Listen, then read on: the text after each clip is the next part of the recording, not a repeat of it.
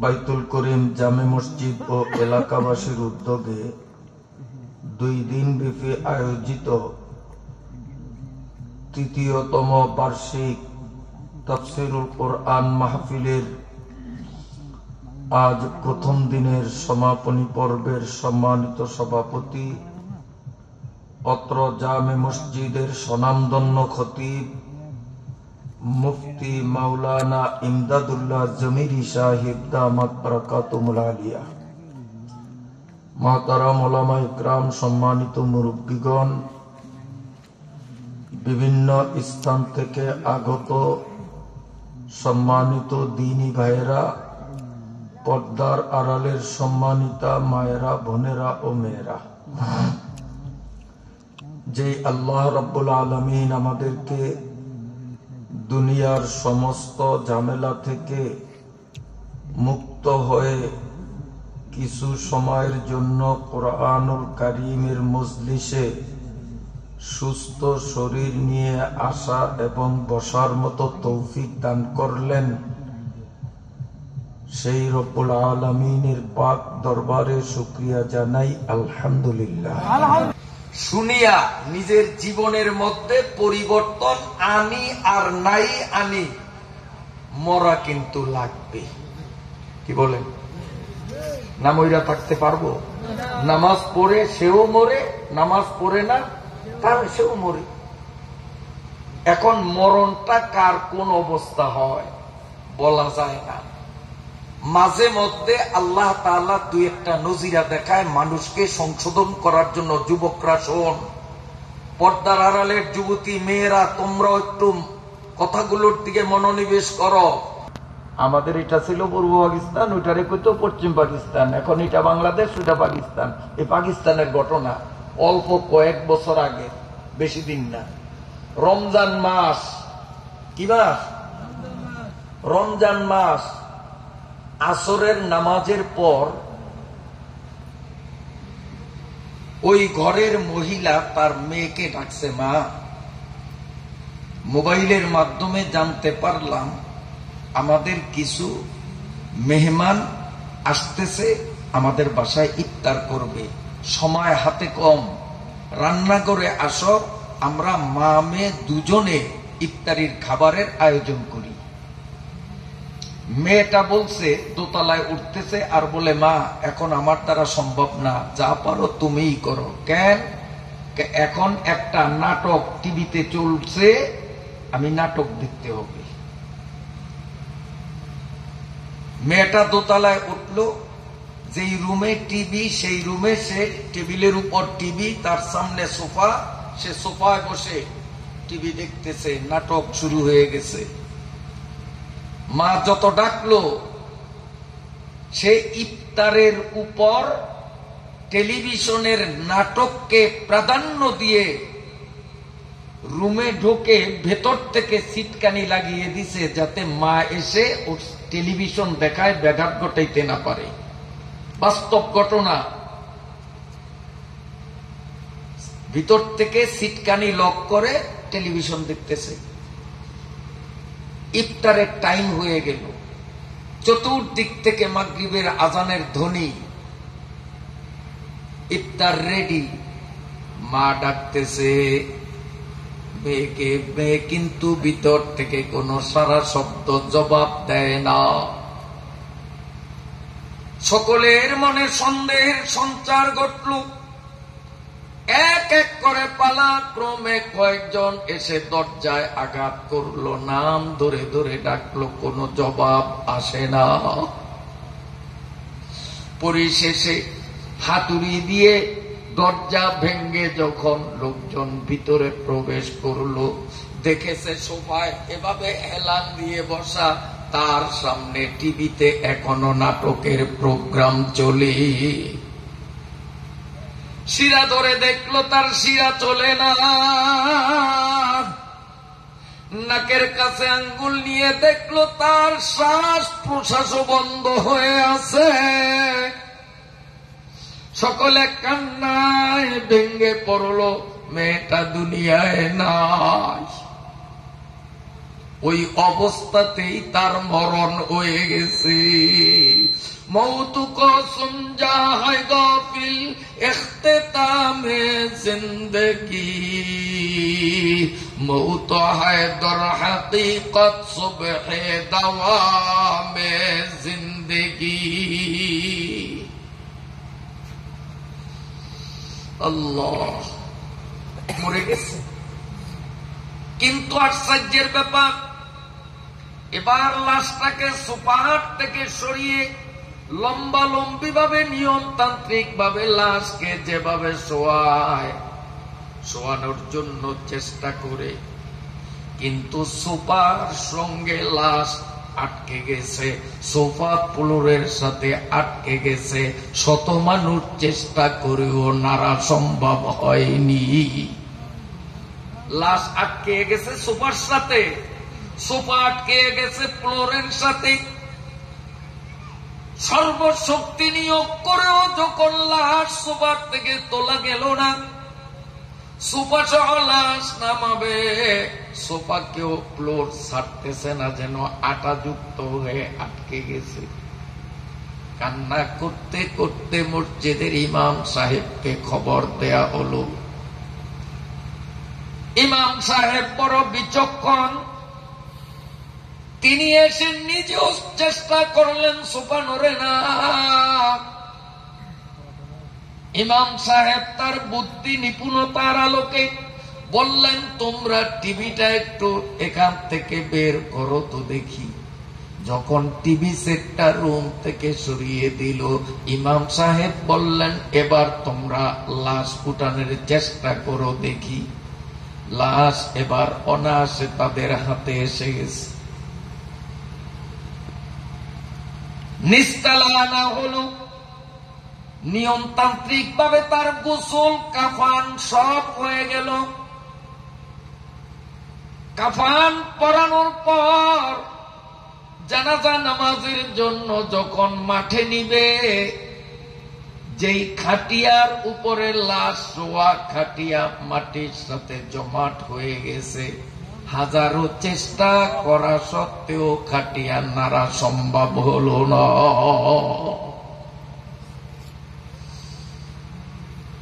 সমস্ত মানুষগুলো যখন ব্যর্থ হয়ে গেল,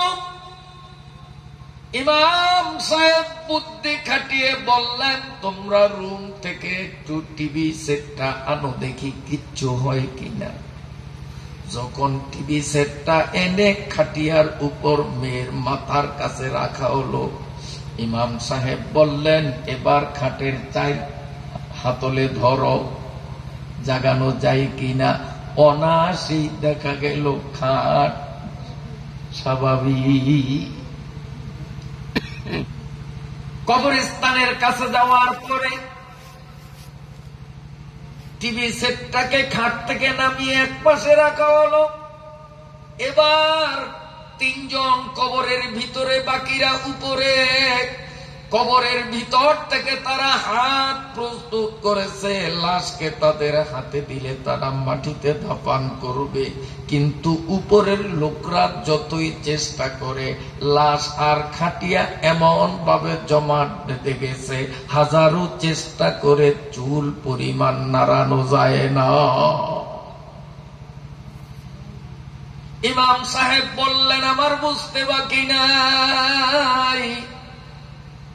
আল্লাহর মহান হুকুম, রমজানের রোজা, ওই রোজার বরকতময় ইফতারের উপর টিভি সেটকে প্রাধান্য দেয়াতে আমার আল্লাহ ওর উপরে হয়তো নাখোশ হয়ে গেছে। কবরের মধ্যে টিভি নামাও, নইলে মনে হয় লাশ দাফন সম্ভব হবে না।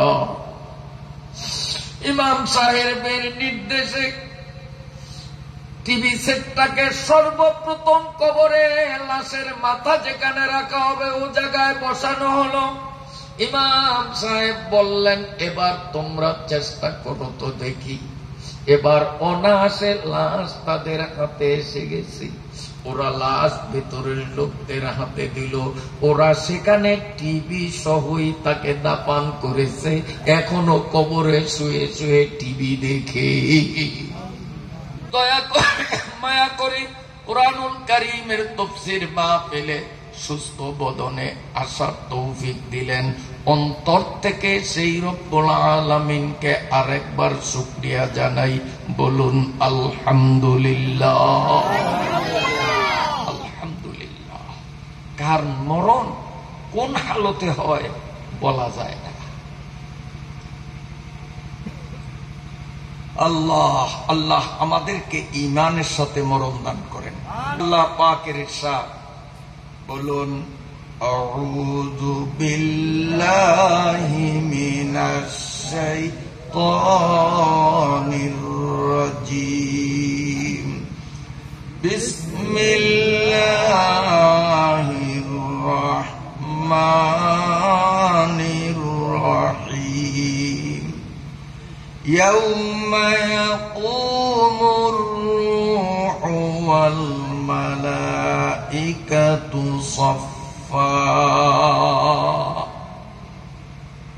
আল্লাহ পাক বলেন, স্মরণ করো সেই দিনটাকে যেই দিন ফেরেশতা, যেই দিন রূহ এবং ফেরেশতাগণ সারিবদ্ধ হয়ে দাঁড়িয়ে যাবে।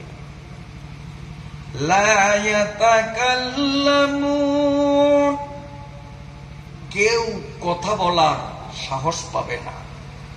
ইল্লা, তবে মান আযিনা লাহুর রাহমান, দয়াময় আল্লাহ যাকে বলার অনুমতি দিবেন, শক্তি দিবেন।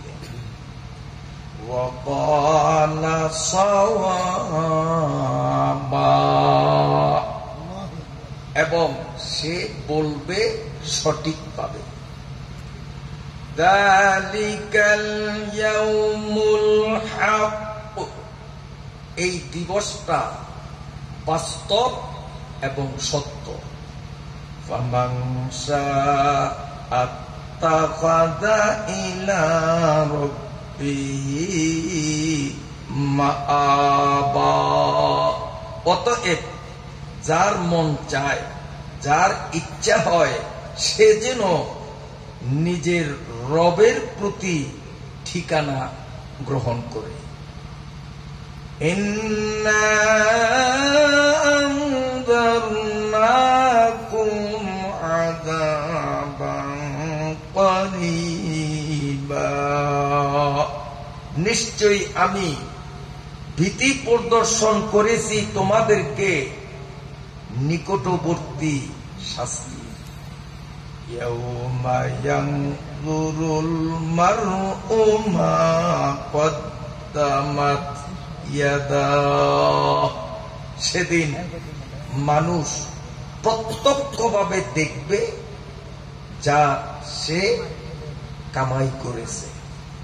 ওয়ায়াকুলুল কাফিরু ইয়া লাইতানি কুনতু তুরাবা, আর কাফিরগণ বলবে, আহ যদি আমি মাটি হতাম। এ হলো 40 আয়াত বিশিষ্ট সূরা আন-নাবার 38, 39, 40 শেষ 3 আয়াতের শাব্দিক বাংলা অর্থ। এবার আসুন ব্যাখ্যা। ইয়াউমা ইয়াকুমুর রূহ ওয়াল মালাইকাতু সাফফা, আল্লাহ বলেন, ও দুনিয়ার মানুষ, স্মরণ করো এমন একটা দিনের যেদিন রূহ এবং সকল ফেরেশতারা সারিবদ্ধ হয়ে দাঁড়িয়ে যাবে। এক সারিতে থাকবে রূহ, আরেক কাতারে থাকবে অন্যান্য ফেরেশতারা। এখন রূহ অর্থ কি, মালায়েকা অর্থ কি, ফেরেশতা অর্থ কি, এটা আমাদের বুঝতে হবে।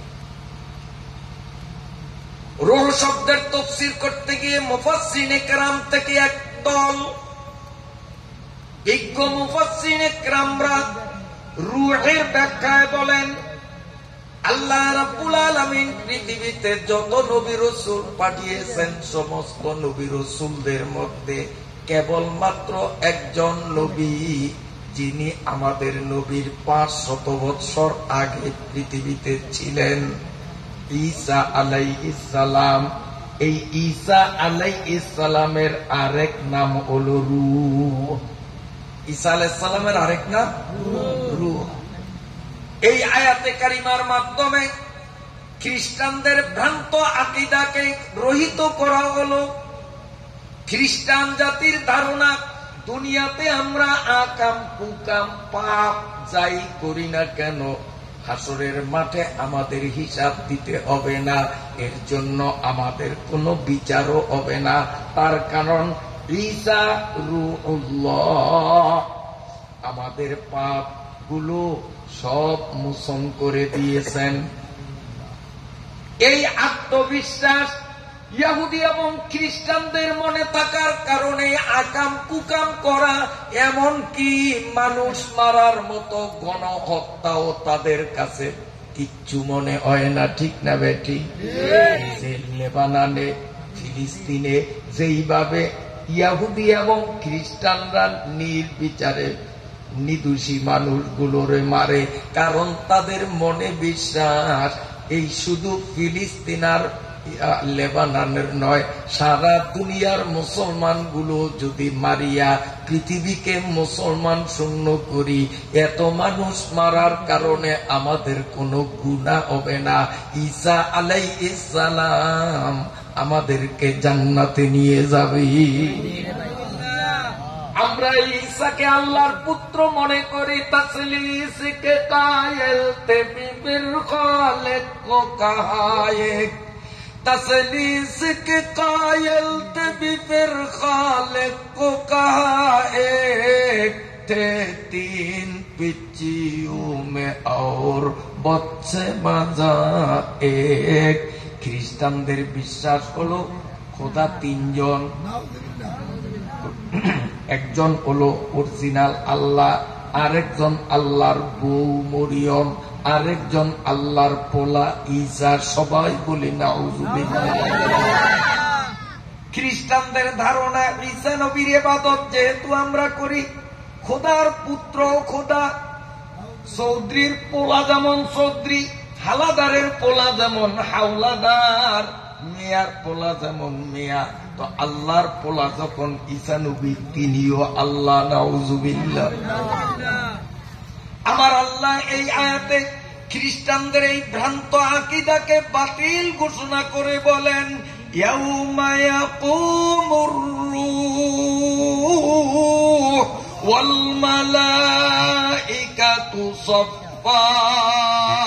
আমার আল্লাহ বলেন, ও দুনিয়ার খ্রিস্টান জাতিরা, কিয়ামতের ময়দানে আমি আল্লাহ যখন বিচারের আসনে সমাসীন করিব, আমার সামনে আমার ফেরেশতারা সেদিন কাতার দিয়ে যেভাবে দাঁড়িয়ে যাবে, ঈসা রূহুল্লাহ যারে তোমরা খোদার পুত্র মনে করে ইবাদত করো, তোমাদের সব পাপ নাকি ঈসা মুছে ফেলছে, সেদিন ঈসা নবীও আমি আল্লাহর সামনে দাঁড়িয়ে থরথর করে কাঁপতে থাকবি।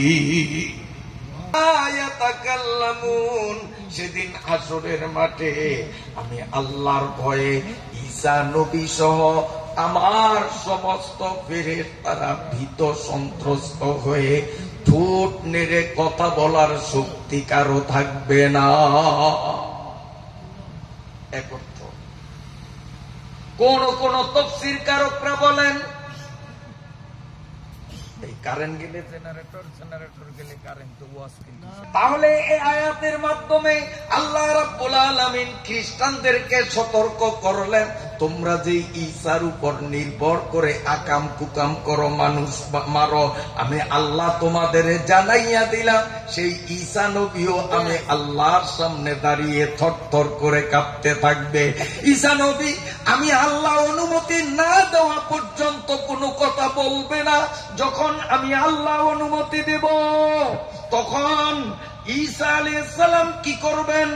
ওয়াকালা সাওয়াবা, ঈসা আলাইহিস সালাম তোমাদের পক্ষে আকথা কুকথা বলবে না, বরং ঈসা নবী দুনিয়ায় থাকতে যেমন সঠিক কথা বলছে, সেদিন আমি আল্লাহর সামনে দাঁড়িয়ে সঠিক কথা বলবে। আল্লাহ এদেরকে আমি কোনোদিন বলিনি যে আমারে আল্লাহ মনে করে, আল্লাহর পুত্র মনে করে আমার ইবাদত করো, আমি কিন্তু এমনটা বলিনি। ও আল্লাহ, এরা আমার উপরে মিথ্যা অপবাদ দিয়েছে, আমি হয়েছি আল্লাহর বান্দা, আর এই সুরের দল বলেছে আমি আল্লাহ। আল্লাহ তোমার কাছে বিচার, তুমি ন্যায়সঙ্গত বিচার করে ওদের ভালো মতো শায়েস্তা করো। ওয়াকালা সাওয়াবা, ঈসা আলাইহিস সালাম সঠিকভাবে কথা বলবেন, আল্লাহর সামনে বেঠিক বলবেন না। 1 নম্বর তাফসীর। 2 নম্বর তাফসীর, কেউ কেউ বলেন এখানে রূহ দ্বারা মুরাদ হলো একজন ফেরেশতা। আল্লাহ পাকের অসংখ্য বড় বড় ফেরেশতা আছে, সব ফেরেশতাদেরকে একত্রিত করলে ওই ফেরেশতার সামনে যদি হাজির করে, আল্লাহর কত ফেরেশতা শোনেন, হিসাব সম্ভব নয়, হিসাব সম্ভব নয়। প্রতিদিন এই পৃথিবীতে সকালবেলা 70,000 ফেরেশতা নামে, আসর পর্যন্ত থাকে, আসরের পরে মাগরিবের আগে এই 70,000 আসমানে চলিয়া যায়, রাত্রে ডিউটি করার জন্য আবার 70,000 জমিনে নামে। এরা ফজর পর্যন্ত, ফজরের টাইমে এরা চলে যায়। যেই গ্রুপ একবার পৃথিবীতে আসছে, কিয়ামত পর্যন্ত দ্বিতীয়বার আসার চান্স পাবে না। প্রতিদিন সকালে নতুন 70,000, প্রতিদিন বিকালে 70,000, এইভাবে আসতে থাকলে আল্লাহর ফেরেশতার সংখ্যা কত? আল্লাহর সমস্ত ফেরেশতা, সব ফেরেশতাদেরকে যদি জড়ো করে একত্রিত করে রূহ নামক একজন ফেরেশতা, এই ফেরেশতার সামনে যদি হাজির করা হয়, আর এই ফেরেশতা আমরা ভাতের নেলা যেইভাবে মুখে দেই, সব ফেরেশতাদেরকে এক নেলা বানাইয়া মুখে দিলে তারপরেও তার মুখ ভরবে না। ওই ফেরেশতার নাম হলো রূহ। আল্লাহর ফেরেশতা কত বড় শোনেন। রব্বুল আলামিন মিকাইল নামে একজন ফেরেশতা বানিয়েছেন, জানেন না? জিবরাইল, মিকাইল, ইসরাফিল, আজরাইল। আসলে আমরা বাঙালিরা বলি আজরাইল, আজরাইল কিন্তু তার নাম না, তার নাম হইল ইসরাইল, আইনের নিচে জের। কিন্তু ইসরাইল উচ্চারণ করতে বাঙালিদের মুখে কষ্ট হয়, কারণে বাঙালিরা ওই আপনার রসাইকে বদলাইয়া সরেয়া বসাইছে যাতে উচ্চারণ করতে সুবিধা হয়। আরবিতে লিখলে আইন যা, আর আইনের নিচে হবে জের, তাহলে হয় ইসরাইল। কিন্তু আমরা বাঙালিরা সংক্ষেপ করে বানাইছি আজরাইল, মূলত তার অরিজিনাল নাম হলো ইসরাইল। আর ওই ইসরাইল না, সেইটা হলো ইসরাইল। ফিলিস্তিনের সাথে যারা যুদ্ধ করে, ভণ্ড মানুষরূপী জানোয়ার নেতানিয়াহুর দল। হযরতে মিকাইল কেমন শোনেন, আল্লাহর একজন ফেরেশতা। সারা পৃথিবীতে যত টিউবওয়েল, সারা পৃথিবীতে যত শ্যালোকল, সারা পৃথিবীতে গড় খান্দক বেড়ে যত পানি, সারা পৃথিবীতে খালে নদীতে সাগরে উপসাগরে মহাসাগরে যত পানি, সারা পৃথিবীর বায়ুমণ্ডলে বাষ্প আকৃতিতে যত পানি, সারা পৃথিবীতে মেঘমালায় জমাট বাঁধা যত পানি, সারা পৃথিবীর সমস্ত পাহাড়ের চূড়ায় বরফ আকৃতিতে জমাট বাঁধা যত পানি, এই সমস্ত পানিগুলাকে যদি একত্রিত করিয়া আল্লাহর ফেরেশতা মিকাইলের মাথায় যদি ঢালিয়া দেয়, মাথার 4 ভাগের 1 ভাগও ভিজবে না। তাহলে মিকাইল ছোট্ট না বড়? তার মাথাটা যত বড়, সেই অনুপাতে তার মুখ কত বড়। সেই অনুপাতে তার বডিটা কত বড়। আল্লাহর ফেরেশতাদের মধ্যে আরেকজন ফেরেশতার নাম হলো ইসরাফিল। ইসরাফিলের আল্লাহ একটা বাঁশি দিছেন নলের বাঁশির মতো। ওই বাঁশিটার মধ্যে নলের বাঁশির মতো 7টা ফুটা আছে, ছিদ্র আছে। নলের বাঁশিতে ফুটা আছে না, এই যে আঙ্গুল দিয়ে এরকম ভাবে টিপে। হ্যাঁ, আল্লাহ রাব্বুল আলামিন ইসরাফিল ফেরেশতার একটা বাঁশি দিছেন। এই বাঁশিটা তিনি মুখের ভিতরে ঢুকাইয়া এখনো তিনি অপেক্ষমান কখন আল্লাহ ফু দিতে হুকুম করে। এই বাঁশির মধ্যে ফুটার সংখ্যা কয়টা? 7টা। এক একটা ফুটা কত ছোট, কত ছোট দেখেন। 7টা আসমান, 7টা জমিন, এই 14টারে যদি এইভাবে পাশাপাশি বসানো হয়, 7টা আসমান 7টা জমিনকে পাশাপাশি, এই 14টারে পাশাপাশি করিয়া বসাইয়া ইসরাফিলের সিংহার 7টা ফুটার যে কোনো একটা ফুটার ভিতরে যদি ধাক্কা দেন, এদিক দিয়া ঢুকিয়া বাঁশির ভিতরে ঢুকবে, আশেপাশে কোথাও ঘষাও লাগবে না। তাহলে একটা ছিদ্র যদি এত মোটা, 7টা ছিদ্র, যেই বাঁশিটা কত মোটা। এই বাঁশিটা যেই ফেরেশতার মুখের মধ্যে ঢুকাইলো, তার মুখটা কত বড়, এত বড় মুখ যার, তার দেহটা কত বড়। এত বড় ফেরেশতারে আমার যে আল্লাহ তৈরি করেছেন, আমার আল্লাহ কত বড়।